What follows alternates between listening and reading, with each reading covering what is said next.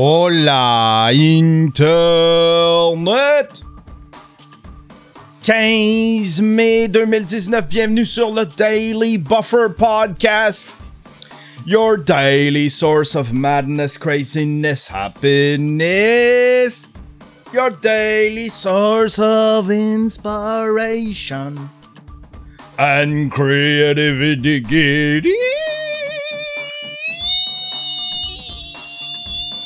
Wow! Ça fait tellement gros show, là, les gars, avec le air guitar, là, si je m'ennuie de ça. C'était tellement bon. Comment allez-vous, tout le monde? On va approcher la caméra juste d'un coup. Tiens, comme ça, pour voir un petit peu moins de moniteur. Voilà. Comment allez-vous, tout le monde, ce matin? Qu'est-ce qui se passe avec vous autres ce matin? Avez-vous fait avancer votre projet?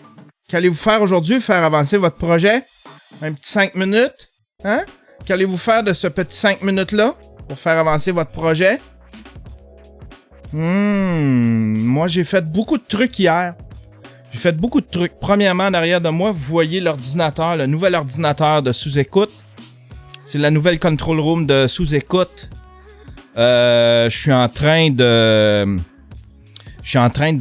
tout le configurer. En fait, il est fini de configurer.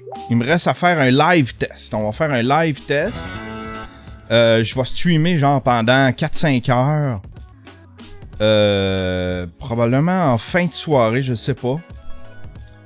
Pour tester s'il y a un lag qui s'installe. C'est pas supposé. J'ai à peu près le même setup qu'ici. Ça va être un Elgato HD 60 dans un PC. Fait que il est pas supposé d'avoir de délai.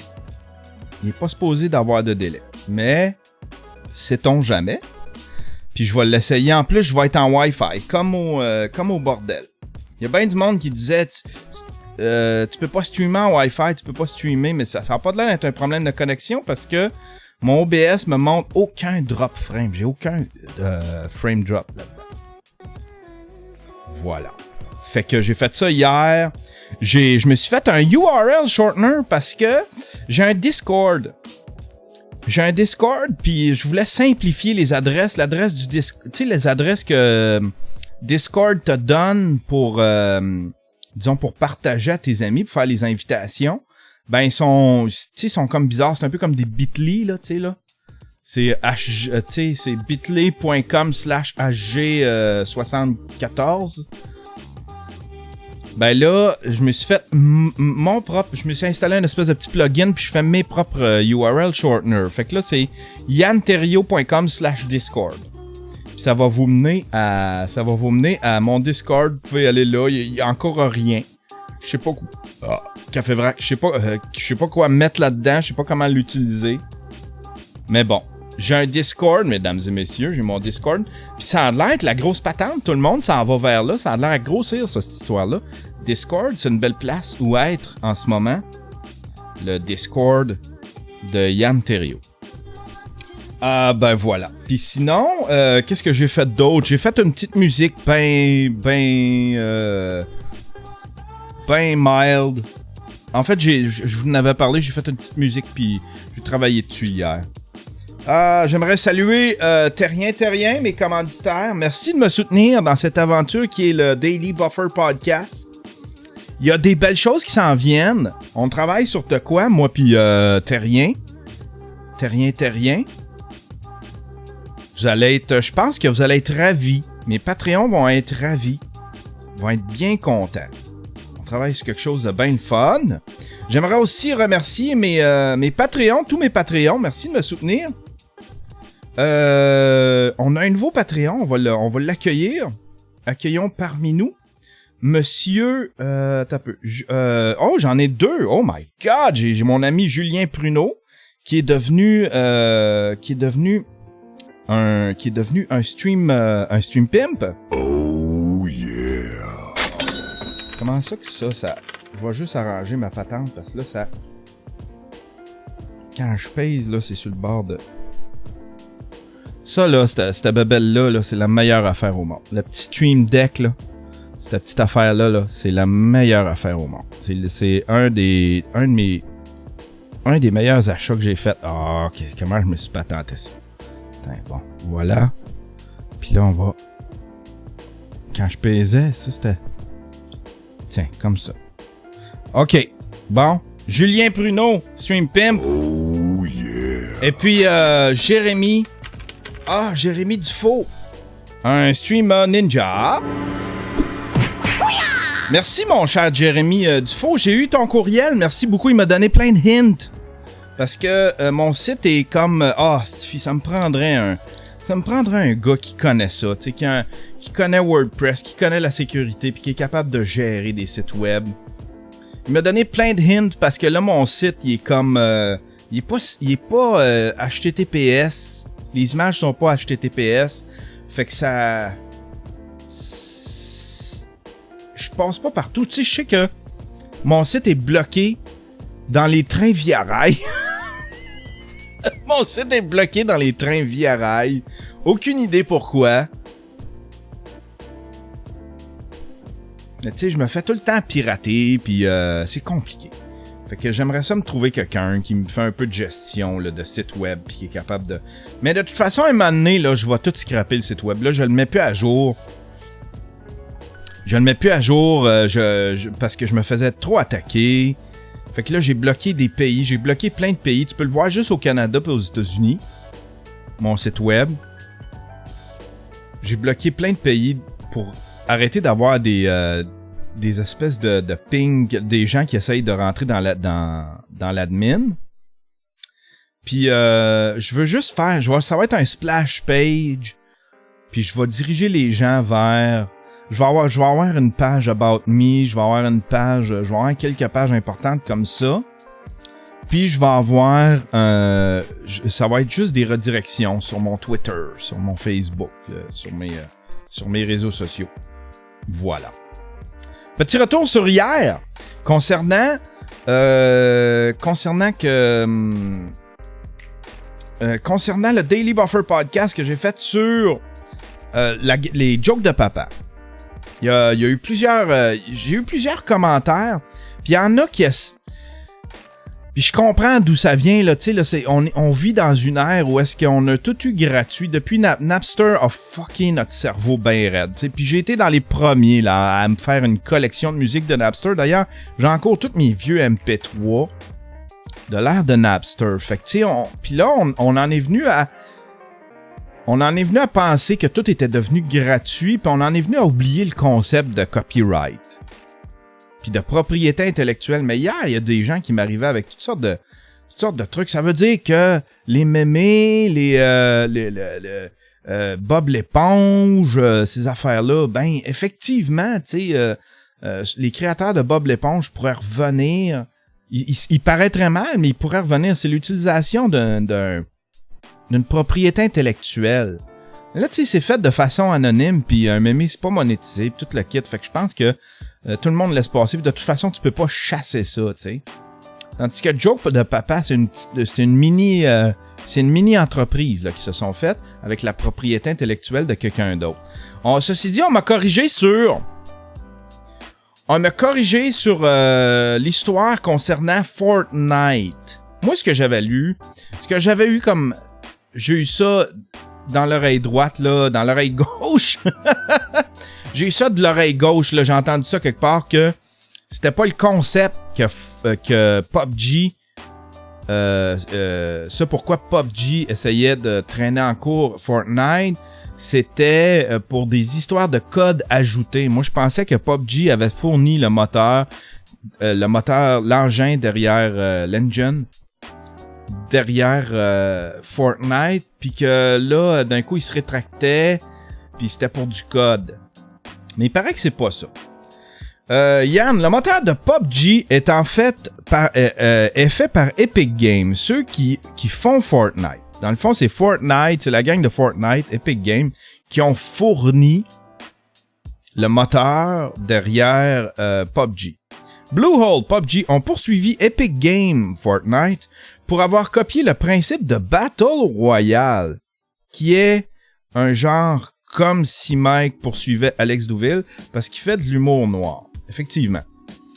Et Bluehole ont pris le principe de Battle Royale de Hunger Games, Minecraft, DayZ, et bien d'autres. Tout ça en utilisant le moteur d'Epic Games. Dans le fond, ouais, c'est ça. Mais merci Amérique, c'est super gentil de m'instruire là-dessus. Parce que je pensais que c'était pour du code, moi. Je pensais que c'était pour du code. Parce qu'il y a un droit d'auteur sur le code. Du code, c'est un texte qui est écrit. C'est un texte qui donne des commandes à un ordinateur. Puis ça, il y a des droits d'auteur là-dessus. Fait que tu sais, si tu reprends certaines lignes de code, si tu en reprends beaucoup, ça peut être considéré comme du vol de propriété intellectuelle. Puis c'est du vol qui s'apparente beaucoup à des lignes d'auteur dans un livre, tu sais. Voilà. Ça, c'est rectifié. Merci beaucoup. J'aime ça me faire rectifier comme ça. Aïe, aïe, aïe. Sinon, c'est ça. Les commentaires sont assez rough quand même. les gens ont une opinion quand même assez rude avec Joke de Papa puis avec Gaboon Film, tu sais.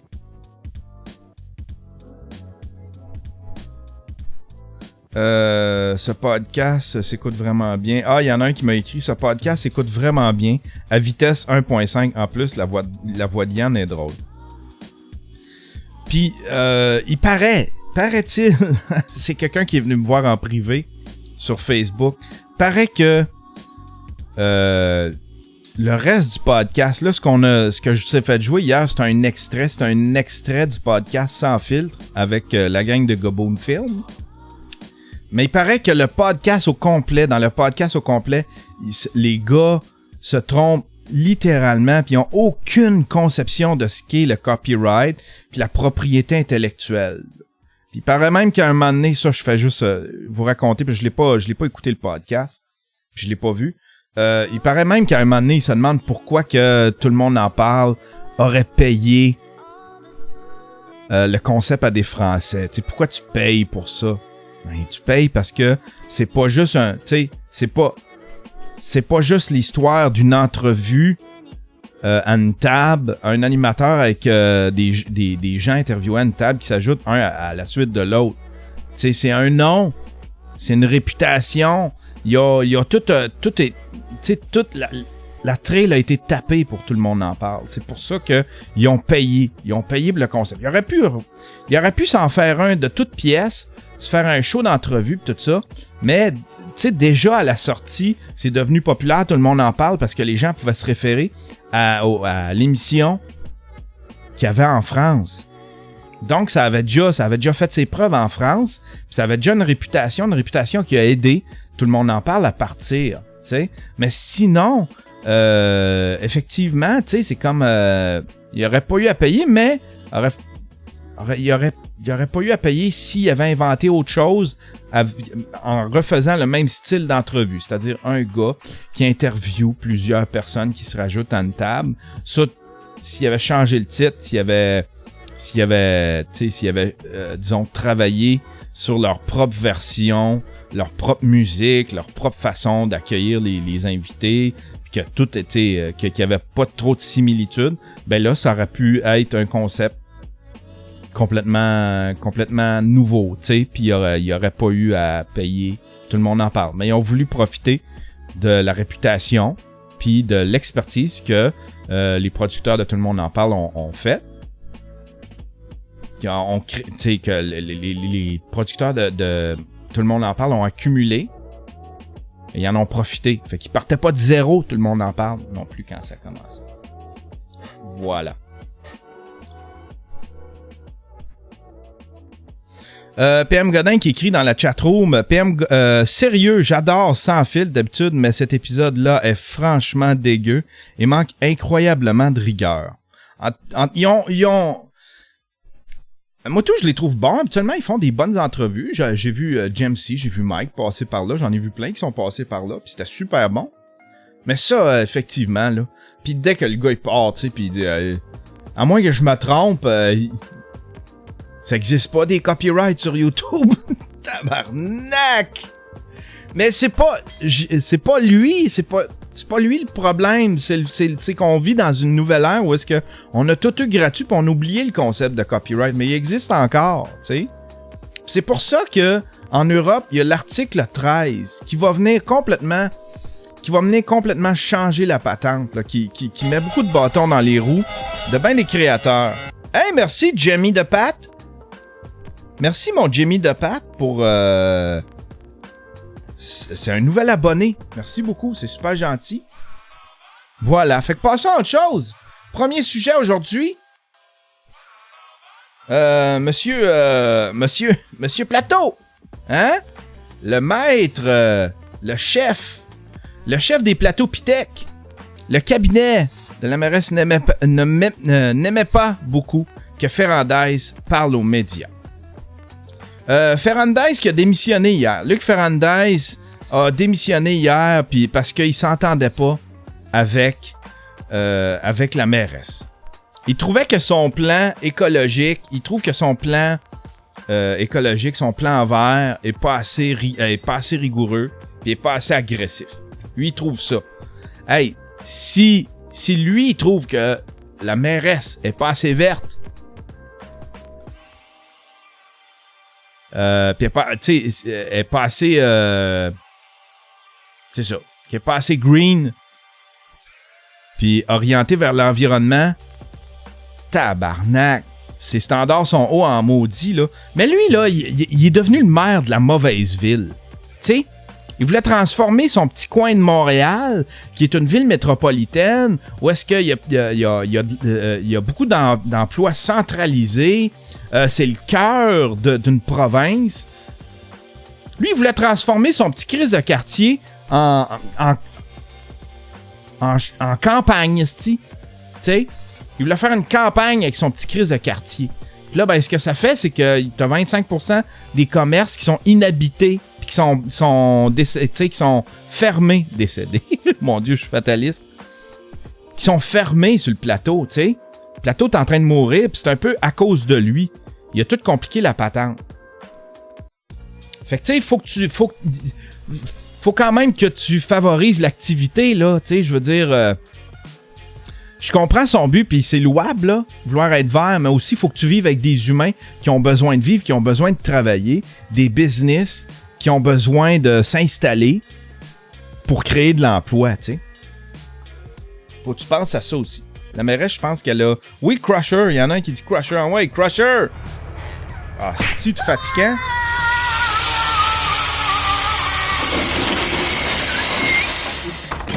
Puis je pense aussi que le maire Ferrandez, c'était une plaie, tu sais.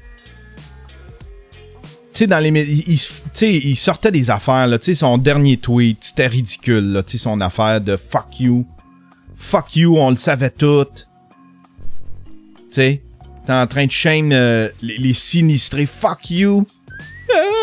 Quelle attitude de merde.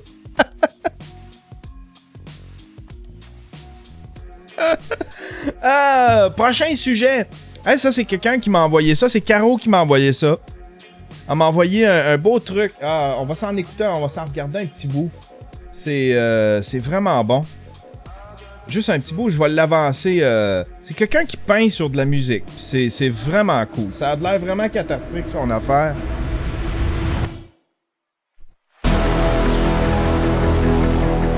Ça, c'est le genre d'affaire que je triperais à faire. Hey, merci, Lucam!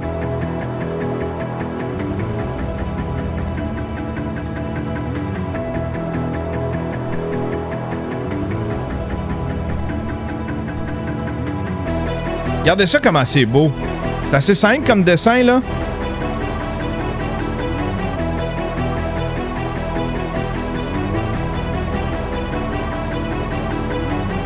Ça a l'air d'être de la peinture...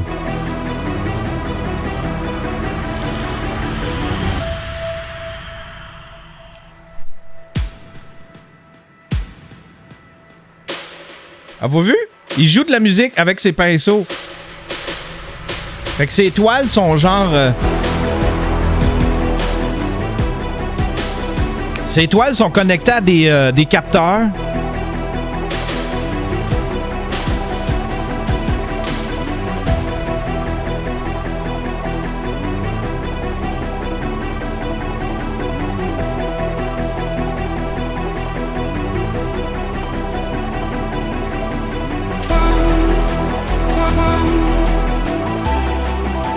Quand il frappe dessus, ça fait un son.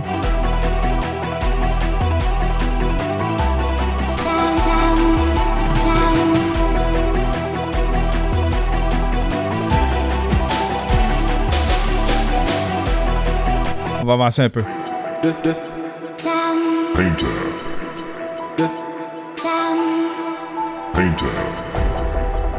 Ah, je veux vous montrer la guitare.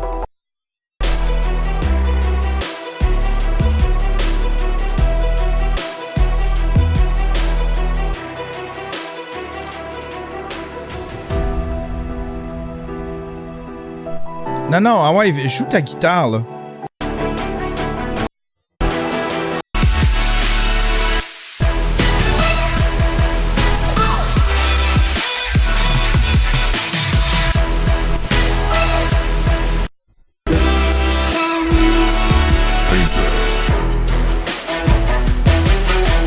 C'est pété, hein? J'aime ça au bout. J'aime ça au bout. Merci, Caroline, de cette petite trouvaille. C'est bien inspirant, ce genre d'affaires-là. J'aime bien ça, ce genre de truc-là. Ah, ben voilà. Prochain sujet. C'est quelque chose... c'est un ami qui... c'est un ami qui m'a envoyé ça. C'est un couple, ils font... lui, il s'appelle Maxime. Puis Maxime, ils sont à Vancouver. C'est un couple qui est allé en Vancouver. Ils ont de l'air gentils. Ça a de l'air un beau petit couple qui s'aime. Puis il s'est fait voler son équipement vidéo. Photo et vidéo. Maxime est un photographe professionnel de la ville de Québec depuis plusieurs années. Il a commencé à investir dans l'équipement de photo à l'âge de 18 ans en 2008 et en a fait son métier depuis. Nous sommes présentement en voyage depuis 2 semaines et hier soir, nous nous sommes fait voler tout son équipement qui était dans le van dans le centre-ville de Vancouver. Il y avait 2 caméras Canon, 3 objectifs et un MacBook Pro dans le sac. Le tout d'une valeur de 20 000 $. Nous avons contacté les autorités locales et elles ont fait le tour des pawn shops de la ville, mais les chances de retrouver l'équipement sont très minces. Fait que là, ils ramassent. C'est douteux leur affaire parce que, premièrement, lui, c'est un professionnel depuis 2008, puis aucune assurance. Il a 0 assurance, le gars. Fait qu'il devrait s'assurer. Ça, c'est très amateur de pas être assuré pour ton équipement. Puis deuxièmement, ça a commencé avec 20 000, leur GoFundMe. Puis là, ben, ils se sont fait un peu demander pourquoi. Tu sais, il y en a une ici qui demande, je suis curieuse, c'est quoi le matériel pour 20 000 $? Parce que j'ai le même matériel et de très haute gamme et je suis loin d'atteindre ce montant-là. Tu peux facilement atteindre 7 000 $ au moins avec un MacBook puis des appareils photo. Mais c'est ça, tu sais, il avait mis son truc à 20 000 $.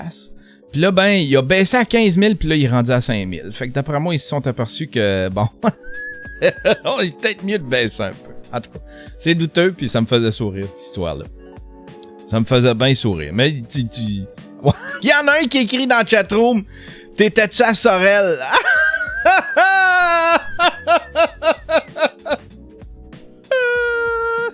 Aïe, aïe, aïe. Aïe, aïe, aïe. Il y a Luca qui m'écrit dans la chatroom concernant Ferrandize. Il ne faut pas prioriser le travail à l'environnement. Tu sais, depuis très longtemps, l'humanité a toujours travaillé pour le bien commun, pour la qualité de vie du groupe. Depuis l'ère industrielle, on ne travaille plus pour la qualité de vie, mais pour rouler un gros système économique qui enrichit les milliardaires et appauvrit ceux qui travaillent. C'est la première fois dans l'histoire qu'on travaille pour rien et en plus on détruit notre qualité de vie. Je comprends ce que tu veux dire, Luca, mais c'est parce que tu fais pas des moves concernant l'environnement. Je suis entièrement d'accord, là. Mais avant de faire ça, là,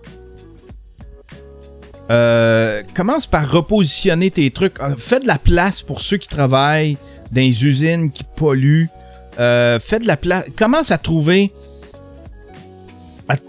Prépare ton plan B. Fais pas juste fermer des usines puis après ça, débrouillez-vous, là, parce que tu vas te ramasser avec plein de monde au chômage, tu vas avoir des suicides. C'est pas drôle, tu sais. c'est arrivé souvent, là, tu sais, là, c'est arrivé avec des récessions, c'est arrivé avec des fermetures d'entreprises.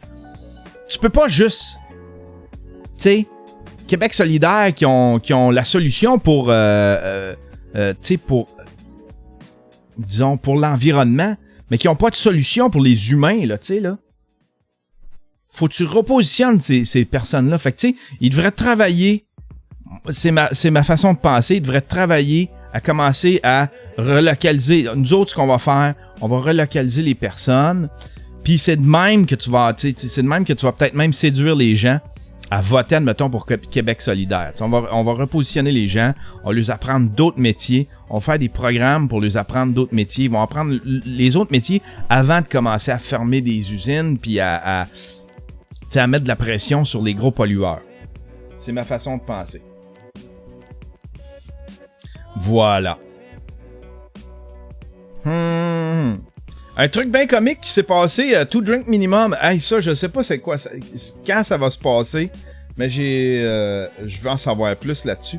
Two Drink Minimum qui organise un Gluten Fest. Un Gluten Fest. Ça a passé à Two Drink Minimum, on écoute ça.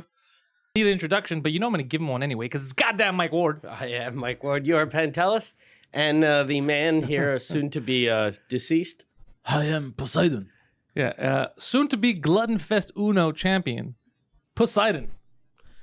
So, for people who haven't been listening, you're gonna eat 10 pounds of food this week for $1,000. Yes. Here's what I was thinking: 5 pounds of hot dogs and 5 pounds of watermelon. Okay. Il va manger pour 10 livres de bouffe. Il va manger pour 10 livres de malbouffe. Pour 1000 piastres. That's fine. We don't mind what you eat. Yeah. Because at a barbecue, I'll eat 10 hot dogs like it's nothing. Yeah, but You how much do do they realize, weigh? though, that a watermelon, it's heavy because of the outside We're not part. gonna weigh the Heavy. watermelon. Look, a big watermelon is like 20 pounds.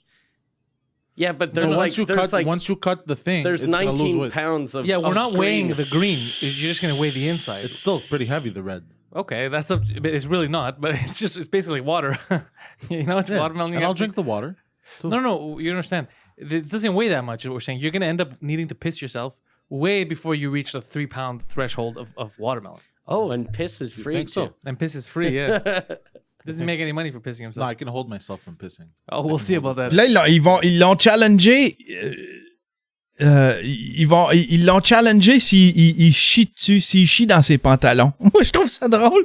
Il rajoute un 2000 piastres, je pense, s'il great. chie dans So ses we're pantalons. doing it at Le Bordel. It looks like it's going to be this Sunday at the Bordel. For everybody who watches Pantelis live, there isn't going to be one. Instead, there's going to be a live stream on the Two Drink Minimum on this channel, on live from the Bordel. Okay. Where we're going to be streaming Glutton Fest. Okay. And it's not going to be an actual show. It's going to be him and then just us. It's going to be, it's basically going to be him eating and us talking shit. Okay. And there's going to be an audience, I believe. Yeah, that's the only thing I'm wondering if Yan can set that up. Tickets and all that shit. Yeah, because I was wondering, like, I wouldn't pay to see something like that. It should just be for like hardcore fans. Anyone that wants to come, they can come. Yeah. So Mais là, just ça, let the fans know first. Sunday, c'est and then dimanche. They make arrangements to show up. Perfect. You excited, Poseidon? So the rules are as follows, Poseidon. You get $1,000. $1,000 if you eat 10 pounds of food. Yeah, and if you eat 9 pounds of food, you get nothing. But there are bonuses, and the bonuses are you shitting yourself. If you shit yourself, you get an extra $2,000. You told him, just straight up Yeah. shitting himself, $2,000. So essentially, you stand to make $3,000. These are the rules of Glutton Fest. You don't even need to eat, and you could make $2,000. Walk in there, sit down, shit yourself, bam, 2 G's right there. But if you Je vais appeler Mike pour ça, je vais demander comment il veut organiser ça. Me semble qu'on a un show dimanche. Je suis pas sûr, mais me semble qu'on a un show. Je vais aller voir, là. Me semble que c'était dimanche. À moins que je me sois trompé. T'as peu.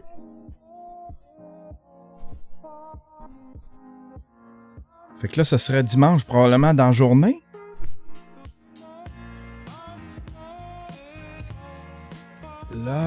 Date log sous écoute. On va aller voir. Ouais, 19 mai, on a un show. Fait que j'imagine qu'il veut qu'on enregistre ça dimanche. Dans la journée. Avant sous écoute. Je sais pas. En tout cas, je vais appeler Mike. Je vais lui demander concernant le patente avec Pantelis qui va se chier dans les pantalons.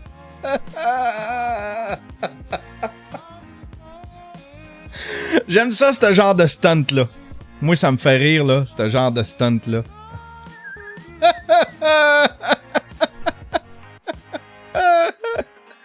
Aïe, aïe, aïe. Aïe, aïe. Oh, wow! Caro Lavasseur. On va le souligner. Caro Lavasseur qui vient de passer. Attention. Qui vient de passer de Commando à Samouraï. J'ai 3 samouraïs Commando. Caro Lavasseur qui vient de passer de Commando à Samouraï. Watashi ni yume, watashi wa anata no masute dasu, watashi wa sutori wo samurai desu. Merci, cher Caro. Ça s'est passé live devant vos yeux. Bon, le sujet principal, celle-là, vous l'attendiez. On va se parler d'un gars qui connaît ça, l'humour. Le gars, il a fait une dizaine d'open mic, puis là, il va vous expliquer tout comment ça fonctionne. Lui, là, il va vous dire qu'est-ce faire. Comprends-tu? Il a fait 10 open mic, le gars, puis il peut vous instruire sur le métier d'humoriste. Ça s'est passé à Radio-Canada, c'est un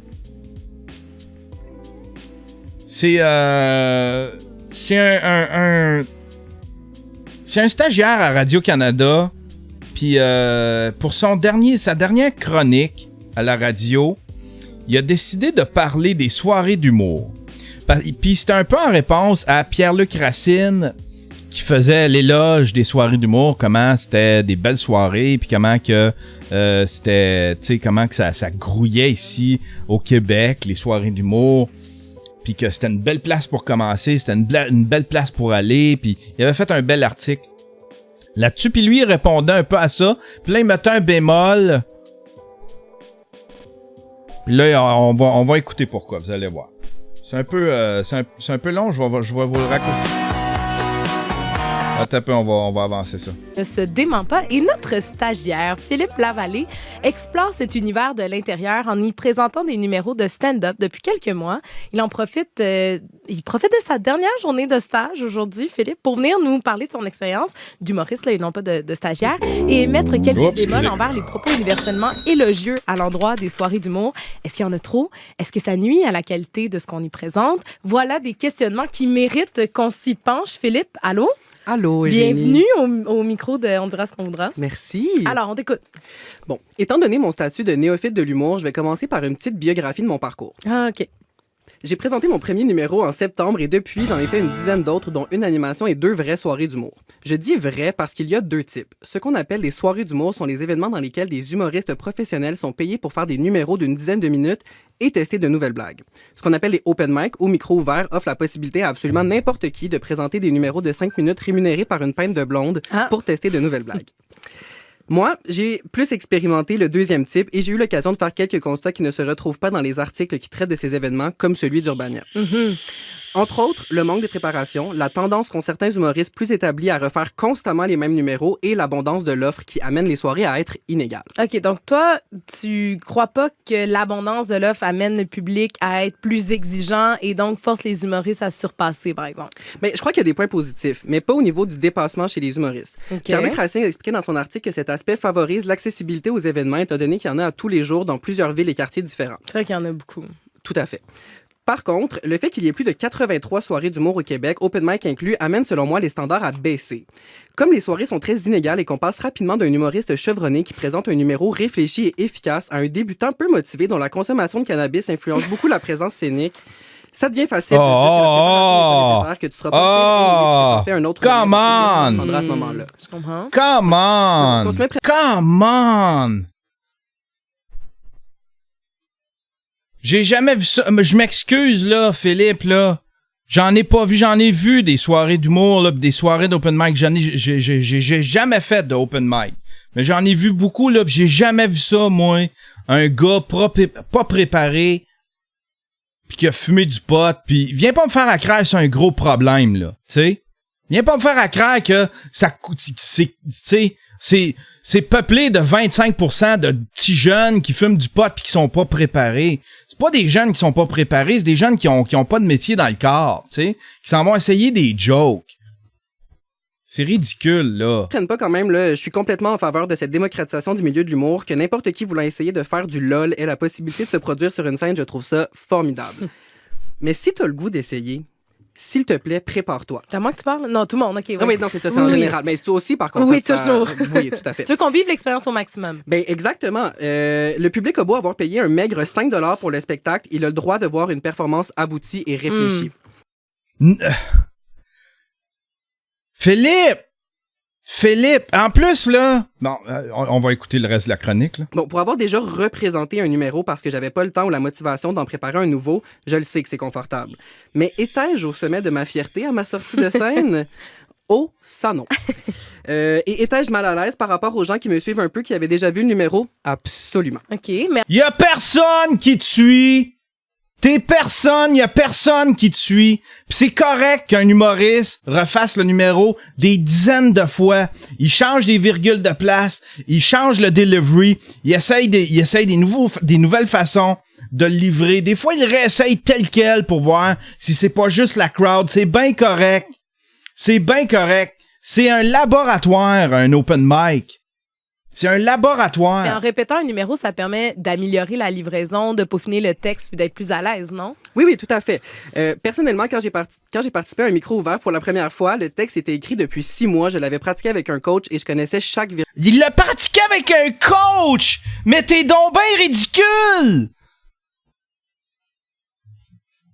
Puis lui, il voudrait que tout le monde prépare le texte, genre avec des coachs pendant 6 mois. Mais non, c'est ça, un open mic, tu t'en vas essayer du matériel. T'écris ton matériel, tu le sais, toi tu le trouves drôle, tu t'en vas l'essayer.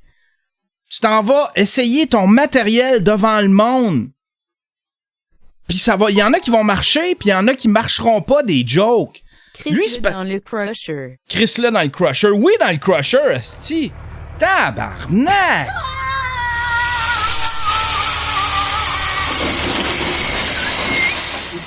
Puis lui, il veut que ces humoristes-là fassent un numéro différent à chaque open mic. C'est ce qu'il dit, là. Parce que lui, il a fait un numéro, lui, c'est un méthode acteur, puis il a décidé de faire un numéro différent à ses présentations, sauf 1 ou 2 fois où il a triché, puis là, il se sent mal. Ah, Stiffy! Avec un coach! On continue la chronique. Virgule de chaque phrase. Bon, ça, c'est un peu exagéré, là. Mon anxiété de performance guidait mes pas à ce moment-là. Mais tout ça pour dire que t'as pas nécessairement besoin de te pratiquer devant un public pour te donner la confiance nécessaire pour porter ton texte sur... C'est pas juste une question de confiance, c'est une question de plein de facteurs. Tu t'en vas essayer de quoi qui a jamais été fait devant un public. T'as beau te pratiquer chez toi, tu penses que faut que tu essayes de guesser c'est quoi comment que la crowd va réagir, mais tu le sauras jamais pour vrai tant que t'es pas allé. Mike, il fait des open mic, il essaye des jokes qu'il a écrites le matin. Il y a plein d'humoristes qui écrivent des jokes le matin. Ils se pratiquent pas pendant 6 mois, puis ils vont pas faire appel à un coach. Un coach! Ils vont pas faire appel à un coach, ils vont essayer le matériel dans des open mic. C'est fait pour ça, c'est un laboratoire. Les gens viennent voir de la préparation, du rodage, du perfectionnement. Il y a des jokes là-dedans qui vont débarquer, qui existeront plus, t'es verras pas. Tu sais? Le pire, c'est que le gars, quand j'ai fait le tournage du documentaire de Jer Alain, il était là, c'est soit Jer ou soit Étienne Dano. Il était là, il a fait un open mic. Il était excellent, le gars. Oui, ça paraissait qu'il s'était préparé pendant 6 mois. Mais tu sais, le gars, je comprends un peu c'est quoi sa patente. Le jeune, là, il sort de l'école. C'est un intern à Radio-Canada. Il sort de l'école, là, puis pour lui, là, un open mic, là, c'est comme un exposé oral à l'école. Faut que tu te prépares. Tu sais, ça doit être la petite bolle de l'école, là. Il était excellent. Il a déchiré le jeune. Pour lui, c'est un événement spécial. Tu sais. Mais pour les humoristes, pour les humoristes qui font ça depuis longtemps, connu ou pas, c'est autre chose. C'est un atelier. C'est la shop. C'est le cabanon dans lequel tu t'en vas clouer des trucs puis les mettre ensemble. Ça va-tu tenir ensemble? C'est là que c'est un atelier, c'est une shop. C'est pas un événement spécial duquel faut que tu te prépares pendant 6 mois. Fais ça chez vous, puis viens nous voir quand on sera fiers. OK, mais Ah, tabarnak, qui est condescendant, le jeune. ça implique quoi, une préparation? Mais en fait, évidemment, la base, c'est d'écrire un texte et de le répéter, mais ça s'arrête pas là. Demander l'avis d'une tierce personne est souvent nécessaire et devrait invariablement faire partie de ta préparation, surtout si tu abordes des terrains glissants. Bon, je suis à On dira ce qu'on voudra. Quand même, je me devais de faire un point sur l'inclusion et le respect des communautés. Ou juste dans la société en général. Là, c'est un bon... Chris, je m'excuse, là, mais tu sais, on voit que... on voit un peu l'étudiant, là, tu sais, premièrement, sa chronique, c'est lu sur un papier, là, tu sais, là, tu vois qu'il l'a over-écrite, fait qu'il y a rien de naturel là-dedans. C'est un peu comme son numéro, c'était la même affaire, là. Oui, c'était écrit à la virgule près, mais son delivery était tellement pas naturel, tu sais. Il parle pas de même à ses chums, là. Tu sais, il parle pas de même aussi tight puis avec toutes les virgules bien placées, tous les mots bien placés. Fait que tu sais, ça fait pas naturel. Ta chronique est pas naturelle, ton numéro était pas naturel. C'était excellent, par exemple, les jokes étaient excellentes, mais ton delivery était mauvais. T'aurais dû le préparer pendant 6 mois avec un coach. C'est à notre émission, mais oui. Oui, non, évidemment, mais quand même. Donc, si tu fais mention d'une communauté ou d'un groupe auquel tu n'appartiens pas, demande leur avis aux personnes. C'est pas tes hosties de cossins! C'est pas toi qui décide ça. T'as pas de leçon à donner. Dans le respect, et le respect, ça passe par l'écoute. Ouais. Et tout ça m'amène plein de questions. Les soirées d'humour contribuent-elles à dévaloriser la notion de travail? Les humoristes sont... On va le reculer. Ouais. Et tout ça m'amène plein de questions. Les soirées d'humour contribuent-elles à dévaloriser la notion de travail? Je veux juste repogner le bout où est-ce qu'il dit, au monde quoi faire quand t'as une joke sur une communauté culturelle ou un groupe, une minorité visible. Lui, là, il va te dire quoi faire. Nécessaire et devrait invariablement faire partie de ta préparation, surtout si tu abordes des terrains glissants. Bon, je suis à On dira ce qu'on voudra. Quand même, je me devais de faire un point sur l'inclusion et le respect des communautés. Ou juste dans la société en général. Là, c'est un bon... Pas juste à notre émission, mais oui. Oui, non, évidemment, mais quand même. Donc, si tu fais mention d'une communauté ou d'un groupe auquel tu n'appartiens pas, demande leur avis aux personnes concernées. Non! Non! Ils vont le faire si ça leur tente. Si le joke est sur le bord, oui, c'est recommandé. Mais c'est pas toi qui va le dire, pis c'est pas toi avec 10 shows préparés 6 mois d'avance qui va dire au monde quoi faire. Et le respect, ça passe par l'écoute. Ouais. Et tout ça m'amène plein de questions. Les soirées d'humour contribuent-elles à dévaloriser la notion de travail? Les humoristes sont-ils... Il y en a un qui dit, il reste des morceaux, on remet-les dans le crusher. Tiens, on le remet dans le crusher, esti. Ah ouais, dans le crusher, Philippe Lavallée.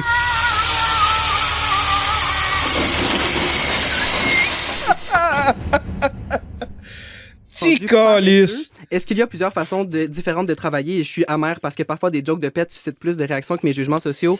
Peut-être. Oh! Là, on le voit venir, là. Lui, il tout le monde. Moi, là, mes jokes, c'est pensé, là, c'est réfléchi. Puis je me fais surpasser par du monde qui écrivent des jokes de pète. Façon différente de travailler et je suis amer parce que parfois des jokes de pète suscitent plus de réactions que mes jugements sociaux. Peut-être. Mes jugements sociaux. Mais quand je me place comme public de soirée d'humour et quand je me mets à la place de mes amis qui viennent me voir, je suis plutôt amer d'avoir hypothéqué une soirée dans laquelle j'aurais pu écouter Passion Poussière, la web-série de rénovation de Sarah-Jeanne Labrosse pour une 3e fois, au lieu de pousser des rires forcés parce que je suis assez trop proche de la scène pour rester stoïque devant soi. Un bon numéro que j'ai vu 3 fois. Garde ça comment c'est lu pis c'est pas naturel. Ta chronique est pas naturelle. T'es pas bon. Ta chronique est pas bonne. T'es pas bon. que je ne pourrais supporter de voir plus d'une fois. OK. Et j'ai pas tout le temps l'impression de moins hypothéquer ma soirée quand je viens présenter mon numéro. Pour ceux qui n'auraient jamais texté l'expérience grisante de monter sur la scène d'un open mic, je vais vous faire une description de comment ça se passe. T'arrives, tu stresses, tu te fais offrir une pinte de bière, t'applaudis plus fort par solidarité à chaque numéro, tu fais des fist bumps à tout le monde qui sort de scène en leur disant « good job », même si la job était pas si good. Tu présentes un numéro, tu fais des... stické. Puis lui, il s'en va en refaire un, là. Il s'en va en refaire un. Tu te fais fist bump good job par tes collègues, tu te rassois, puis t'espères que quelqu'un que tu connais pas va venir te dire que t'es bon ou s'abonner à toi sur Instagram. Ah oui, ça, c'est toujours la reconnaissance ultime. Bien évidemment. Bon, là, Philippe, je trouve ton propos intéressant. Je trouve que tu le défends bien, mais toi, tu le dis toi-même, t'es un néophyte, tu participes à ces soirées-là depuis peu. Mais pourquoi est-ce que tu as ressenti le besoin de venir relever les points négatifs de ces événements? Parce que je veux m'élever au-dessus de tout le monde. Moi, là, j'en ai fait 10, là, puis je peux vous montrer comment ça marche. Moi, là, tu sais, ça, c'est comme... Tu sais, ça, c'est comme ceux-là... T'es vois arriver... Hey, moi, je les voyais arriver, là, quand je travaillais à TQS. Ceux qui sortaient de l'école. Tu sais, toi, ça fait 7-8 ans que tu fais le métier, puis là, t'as les jeunes qui sortent de l'école. Ils ont toutes les techniques par cœur. Ils ont encore tous leurs tests, leurs examens. C'est tout dans leur tête, là. Puis c'est des bols, là. Puis ils connaissent tout le signal NTSC, le signal PAL par cœur. Ils connaissent toute leur théorie par cœur. Puis là, ben, ils peuvent te montrer ton métier, tu sais. Puis là, ben, ils veulent se prouver. Fait que là, ils essaient de s'élever un petit peu au-dessus de toi, ben, en te posant des questions subtiles. Tu sais, pourquoi tu utilises ça? Pourquoi tu utilises pas ça à la place? Tu sais, vu que c'est comme plus rapide, c'est reconnu pour être plus rapide, ce bouton-là. Parce que je paye sur ce bouton-là, parce que tu vas voir, c'est plus efficace. Tu sais, faut que tu le remontes, faut que tu les casses un peu, là, tu sais, là. Mais ça, c'est un petit étudiant. Puis là, lui, il s'en va, attends, on va l'entendre, là, il s'en va refaire il s'en retourne au bordel, lui, là. T'as pas peur de frustrer un peu les gens du milieu ou Fred Savard? Ben, j'ai toujours peur de frustrer Fred Savard en général dans ma vie, donc c'est sûr que... Je suis quand même dur à frustrer. Bon, ben c'est bon à savoir. Je vais arrêter de stresser au quotidien. C'est tellement bienveillant. Ouais. Mais bon, le but de ma présence ici n'est pas de dénigrer les soirées d'humour, mais plutôt de partager certaines... Tu viens de faire 8 minutes à faire ça. Là. Tu viens de faire 8 minutes à dénigrer des soirées d'humour. Pour apporter des nuances aux nombreuses éloges qu'on en fait. Je me fais un peu l'avocat du diable, je me sacrifie pour la cause. C'est un geste noble. Geste noble. #geste noble. D'accord. C'est aussi une façon de me vider le cœur, on se mentira pas, là. En fait, l'inspiration de cette chronique m'est venue de quelques questions que je me pose régulièrement en lien avec le phénomène. Pourquoi est-ce que j'aime participer à des soirées d'humour, mais que je n'aime pas y assister? Pourquoi suis-je parfois mal à l'aise d'inviter mon entourage à venir me voir sur scène? Et pourquoi ressente-je le besoin de leur préciser que ce ne sera sûrement pas top, mais que c'est juste 5 piastres? Ah ouais. Bon, ma réponse... Parce que ce milieu invite, selon moi, parfois à s'asseoir sur ses lauriers en présentant un numéro plusieurs fois et à se dédouaner d'une réaction négative de la part du public en livrant une performance qui n'a pas été travaillée en amont sous prétexte qu'on teste des affaires. OK, tu vas là, c'est bon. Ouais. Aïe, aïe, aïe. Mais là, Eugénie, tu comprendras que mon cœur balance en ce moment. Mon cœur balance, parce que je veux y retourner. Hein? Puis je veux faire partie un petit peu de la gang quand même. Je viens de tout vous planter, je viens de tout vous balancer sous l'autobus. Comme jeune humoriste inconnu, je trouve ça formidable de pouvoir présenter des numéros fréquemment et autant, comme public, je préférais moins de soirées dans des salles plus grandes avec une sélection d'humoristes plus réfléchis dans le but... Avec une sélection d'humoristes plus réfléchis. Lui, il veut... passer un meilleur moment et de permettre de faire le tri entre ceux qui ont réellement du talent et qui font des efforts et ceux qui font toujours les mêmes blagues de pète. Je salue d'ailleurs au passage nos 2 comédie clubs, le Terminal et le Bordel, qui proposent des événements... Français, ouais. Oui, tout à fait. Ouais. Qui proposent des événements bien organisés, autant pour les open mic que pour les soirées d'humour. C'est toujours un plaisir de participer et d'assister aux événements de ces 2 endroits. Honnêtement, je vous le conseille. D'ailleurs, je te vois venir, si ça vous tente, je vais être sur l'open mic du Bordel le 29 mai prochain avec une dizaine d'autres humoristes formidables que je ne connais pas et qui, je l'espère, seront préparés. Merci. 29 mai. On va aller inscrire ça au calendrier. 29 mai. Open mic, Philippe Lavallée. Voilà, on se book ça. Hein?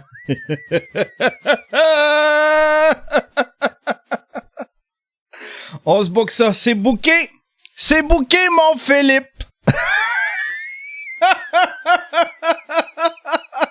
Moi, je veux pas aller là, ni pour le huer, ni pour le voir se placer. Je veux aller là juste pour voir comment les autres humoristes vont le recevoir. Le 29 mai, j'ai hâte de voir comment ce gars-là va être reçu. Après avoir planté tout le monde, leur dire, vous êtes tous mauvais, sauf moi, parce que je t'ai préparé. J'ai hâte de voir comment les autres vont réagir en tabarnak. Je m'excuse, là, mais ça, là, c'est... Ça, là, il y en a un, il dit, un documentaire, Yann. Asti, oui, un documentaire.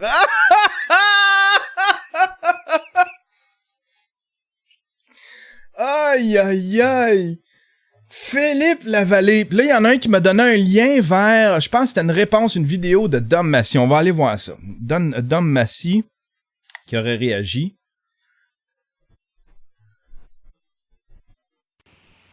Salut à la gang de Massy des Picbois, Yes Sir Thunder. J'ai fait cette vidéo-là parce que je viens d'écouter la chronique de Philippe Lavallée ici Radio-Canada. Je me souviens pas c'est quoi l'émission, mais il se prétend un néophyte de l'humour et il commente les soirées d'humour au Québec, à Montréal. Ça semblait être à Montréal pas mal. Et il se prétend humoriste, il se prétend avoir fait 2-3 open mic et 2-3... Une dizaine!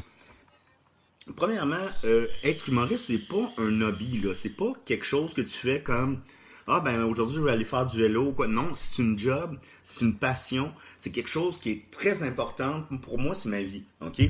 Être humoriste, là, c'est ce que je suis. Là, toi, tu te prétends néophyte de l'humour, mais tu te permets de la commenter, l'humour.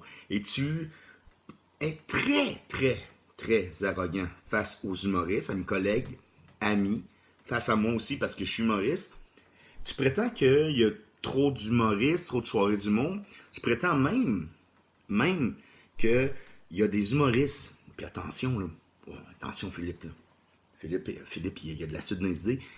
Philippe dit qu'il y a certaines fois qu'il a vu des humoristes faire le même numéro dans un autre bar.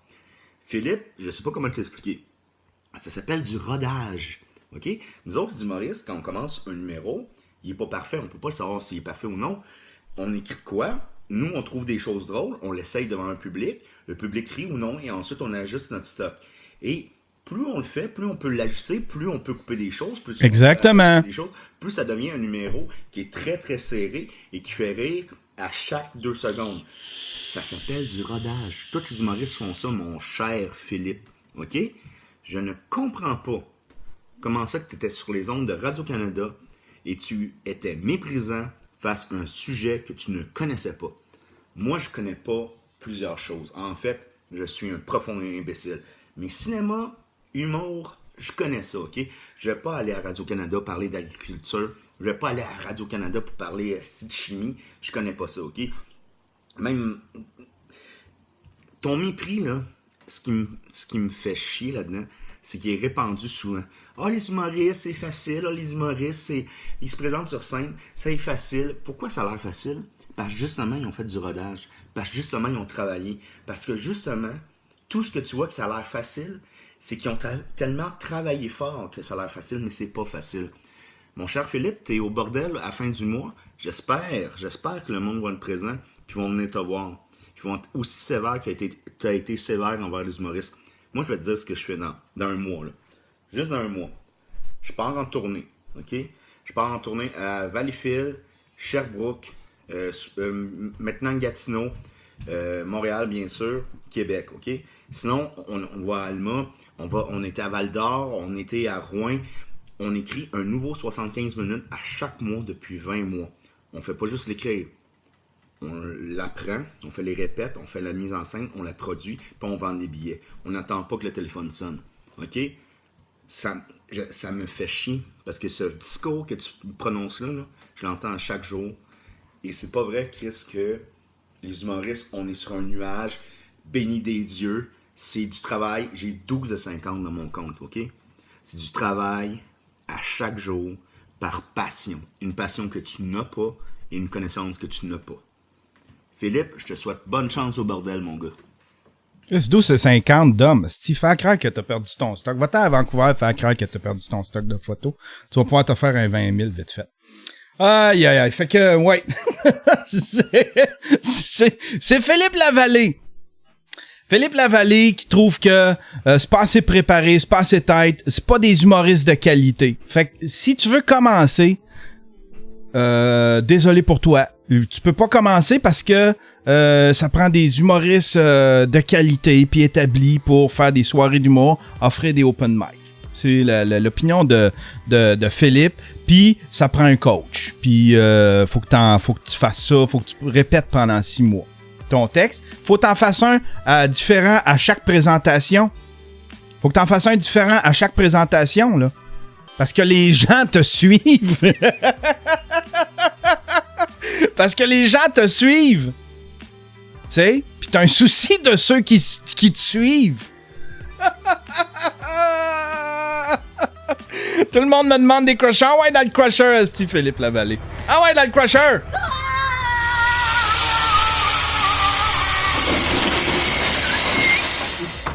C'était mauvais, sa chronique. C'était lu, c'était étudiant, c'était juvénile, son affaire, tu sais. Son numéro, c'était la même affaire. C'était très drôle, il y avait des jokes très drôles, mais c'était la même affaire. Fait qu'il s'est trop préparé. Puis c'est pour ça que il y aurait intérêt à faire ce que les autres font. Oui, t'écris un joke le matin, t'écris un petit 5 minutes, tu viens l'essayer le soir, puis tu te mets cette pression-là. Puis c'est justement le... Parce que, il parle un peu des deux côtés de la bouche, tu sais. Il dit dans un que il y a des humoristes que ils refont tout le temps les mêmes numéros, mais après ça, il dit dans l'autre qu'ils sont pas assez préparés, puis qu'ils fument du pot, c'est des fumeux de pot, ils sont pas assez préparés, puis là, ben, ça se fait des fist bumps. Asti qui est méprisant. Asti qui est méprisant. Moi, je veux être dans la salle juste pour voir la réaction des autres. Comment il va être accueilli, ce gars-là? Comment il s'est fait une belle place dans le milieu de l'humour? Un beau champion, toi. Un beau champion, ouais, dans le crusher. Ah ouais, dans le crusher.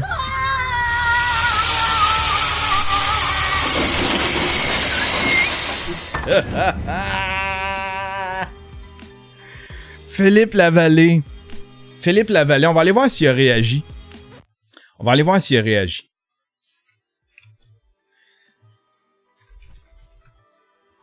Philippe Lavallée. Un petit étudiant de l'UQAM. Tu sais. Ah non, il a de l'air d'avoir enlevé pas mal de stock. Ça remonte au 6 octobre 2018. Où il a caché beaucoup de matériel, beaucoup de stock sur son Facebook où il l'utilise pas. Mais Chris qui passe pas bien. Aïe aïe aïe. C'est lui, il est le portrait type du millennials, là, tu sais, là. Juste son look, sa façon de parler, sa façon de juger les gens parce qu'il sort de l'école, hein? Puis lui, il connaît ça, il connaît la vie, là, tu sais, là. Puis il a besoin d'être cassé un peu, il va apprendre la vie, il va commencer à payer des bills par lui-même, il va commencer à travailler, puis s'il veut s'intégrer, s'il veut faire ce métier-là, il va en faire des open mic, il va falloir qu'il aille tester du matériel, il pourra pas passer 6 mois Café Vrac, puis engager des coachs, puis faire sa petite bolle. Tu sais, il faisait son zélé, là, il faisait comme moi c'est mon obsession d'être trop parfait, là, tu sais, là, d'engager un coach.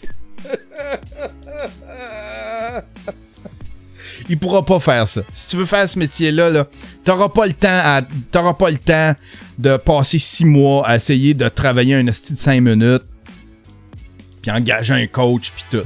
Tu vas écrire tes jokes la veille ou l'avant-veille, tu vas aller les tester dès que tu as une place dans un open mic. Ben oui, tu vas le répéter.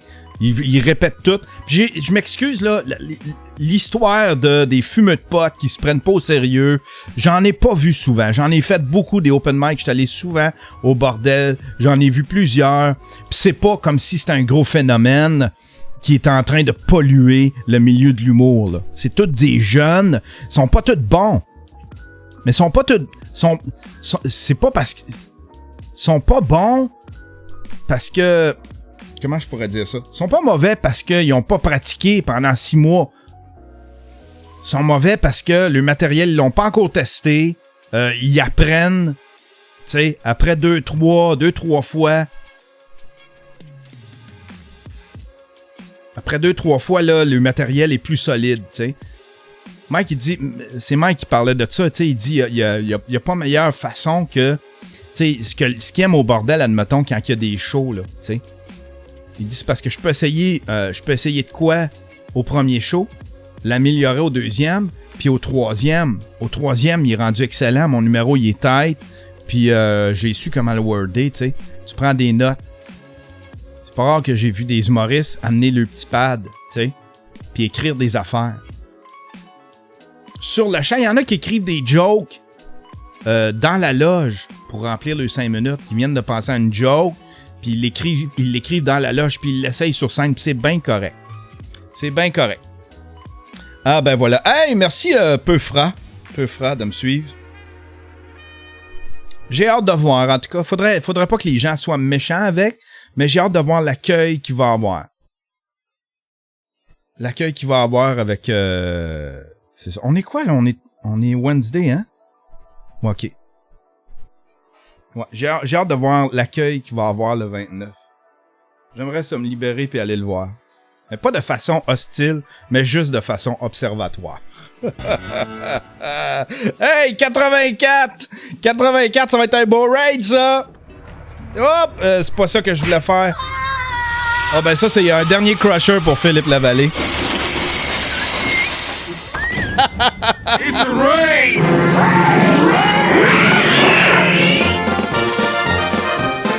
C'est l'heure du raid, c'est l'heure du raid, c'est l'heure du raid, c'est l'heure du raid. On va rendre quelqu'un heureux aujourd'hui, hein?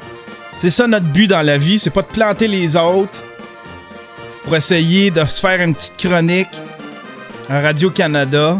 Qu'est-ce que c'était mauvais sa chronique, je m'excuse, c'était mauvais.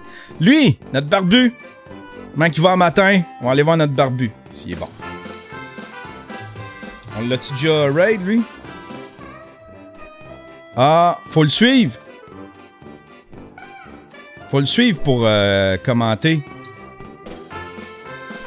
Non. Non, il est trop concentré sur sa patente. Un peu. Il y en a un qui diffuse des Rick and Morty, tu sais.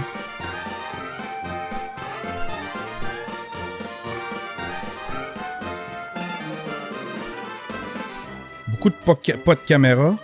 Attends, lui est déguisé pis tout. Ah, mais lui, je pense qu'il y a beaucoup de followers. On va aller voir. Va-tu l'impressionner? 878. Non, ça va peut-être l'impressionner. On est combien? 78?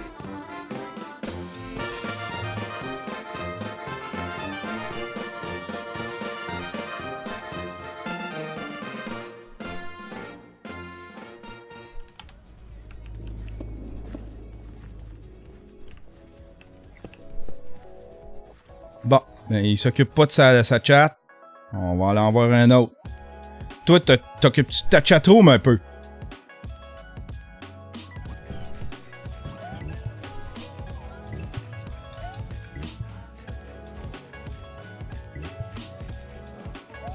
Il joue-tu à Yoshi?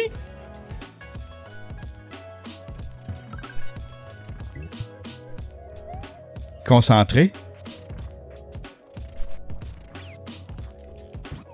Check ça la tête! Oh là, Yann Terriot, comment que ça va? Hein, ça va être lui. Super Big Mark. Super Big Mark. Ah, regarde bien, sa tête suit le jeu. Hey, merci Driftwork. Merci mon cher Driftwork. Un nouvel abonné. Super. Tiens, raid.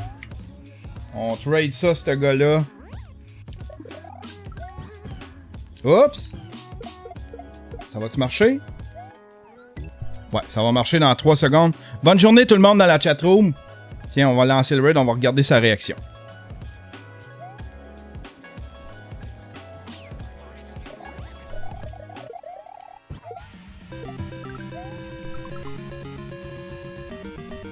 Oh! Wait, what? Hey, 60 personnes, wow! Wow, qu'est-ce qui se passe? Hey, salut la gang! What's up? C'est d'en aller le plus possible. Dommage Duval, Minimix Québec, V-Sim, Domine Montréal, Fireproof 87, Gagné 666, Captain Space Bar, Marcos 19. Salut la gang, comment que ça va? JF Madeleine, 110282, Jimmy The Pat. Oh là la gang, wow! Il est content. On avait fait pause, là. Je suis impressionné.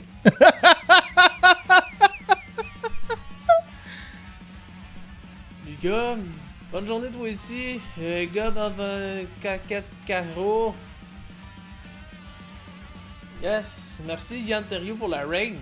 Ah, de rien. Hey, c'était cool ça. On a pété notre coche sur Philippe Lavallée. Pauvre petit gars. Pauvre petit étudiant. Il sort de l'école, il veut faire sa petite place, il veut montrer qu'il est bon, là. Tu sais, s'il y avait eu une radio, admettons, hein, avec une émission où est-ce qu'il aurait pu roder sa chronique, peut-être qu'elle aurait été plus naturelle aussi. Ça serait moins lu. Ah, c'est ce que je pense. Allez, bonne journée, on se revoit demain. Demain, ça se peut qu'il n'y ait pas de show parce que je m'en vais faire 2 podcasts demain. J'en fais un en après-midi, j'en fais un en soirée. Puis, c'est ça, je sais pas si je vais avoir le temps de faire un podcast demain. Sinon, il va être tôt. Ouais, sinon, il va être tôt. Allez, bonne journée tout le monde.